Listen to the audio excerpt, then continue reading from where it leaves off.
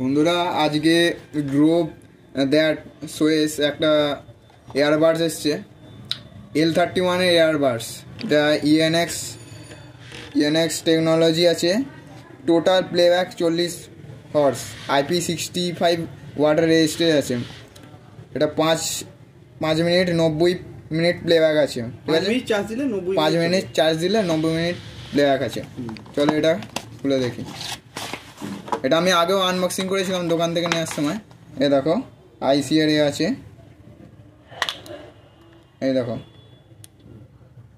এই হচ্ছে এইগুলো। এই দেখো এটা খুলে দেখো, একটু ইয়ে থেকে এই যে এই দুটো।